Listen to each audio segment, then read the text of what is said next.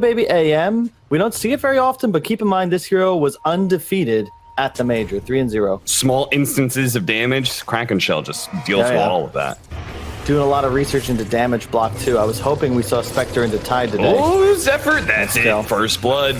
Just slowed down too much by the Arctic Bird, and now Cuckoo's going to find most of his mana is going to be burned away. I wonder what the spell block interactions are if you are not the one being doomed, but you're soulbound. As Is Cuckoo actually dead here? They're going to take some time, but Nico Baby's having a hard time actually putting damage onto this axe, especially since he's completely out of mana. So he's just kind of running around with his Vanguard, challenging anybody who wants to fight him. Finally, they do get another round of Earth Spike. Still, though, they're going to have to keep on poking at him from a distance. Otherwise, this madman will kill somebody. As Orb Corrosion a couple times, and there it is. Finally, they get the kill. Cuckoo doesn't really seem to care too much. The trouble is, if you're a hero like Grimstroke and you fall behind, it's very tough to like find a place back into the game. Like, where is he supposed to go? I would say maybe bottom, try and finish a kill on S4. They might not need him. S4 is very far forward with no health. I'm not sure exactly what that plan was. This is going to grow for them. They're going to go for the Doom on S4. The first move by T1's cores.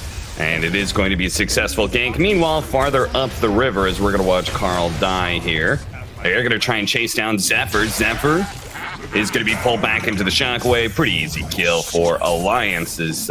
They've kept control of their mid tower.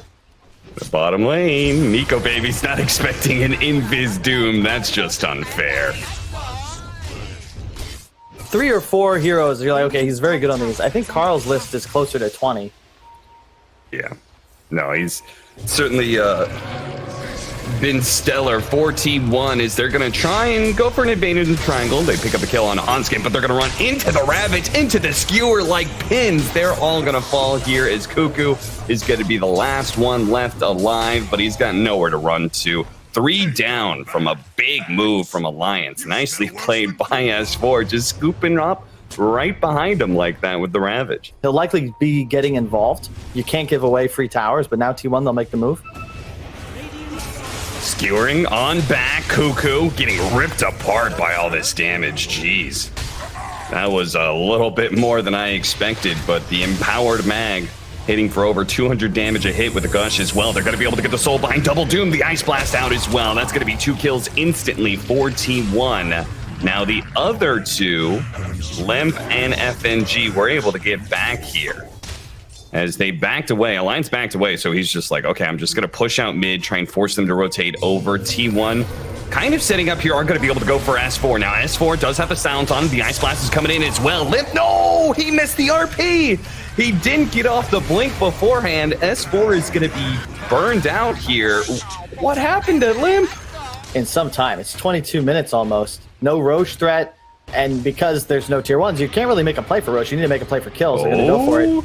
Savage. 23 Savage has the shard, so he is not going to die here right away.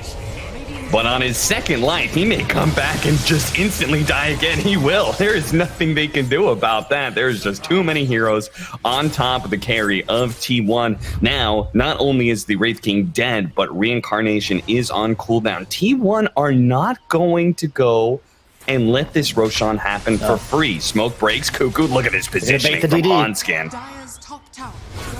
They can get this DD. Oh, the Stomp coming in. The 2-man Soul Bind with the Doom and the Inkswell. Just beautiful stuff from T1. And the fight is seemingly already over as the 2 cores are dead. S4, he tried to go for the kill on the White Mana. Winter's Curse does actually hold them in place and kills the Ancient Apparition finally. Maybe they can get out of here, but they're not going to win this fight without their 2 damage dealers.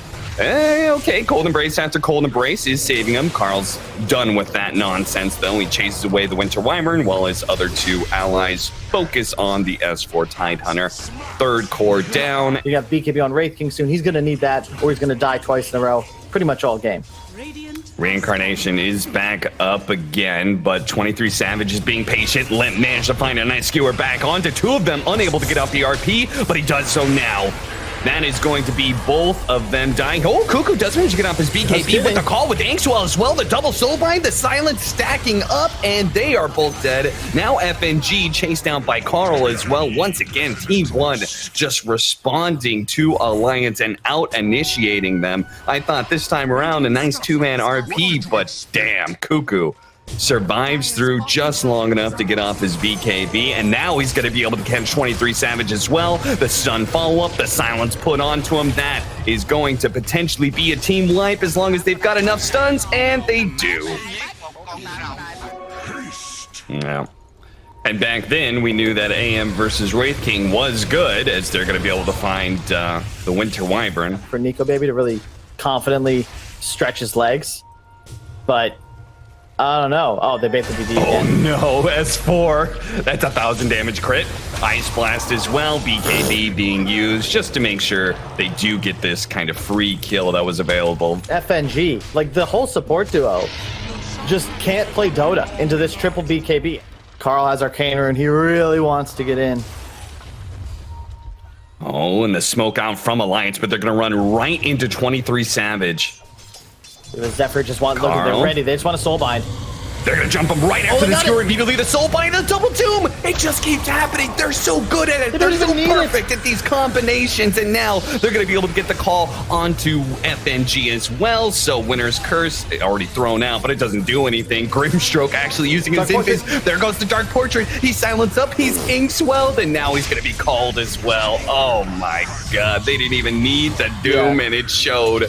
They just swamped Alliance with straight up soulbind and beautiful blink initiations. Just absolutely perfect stuff from T1, man.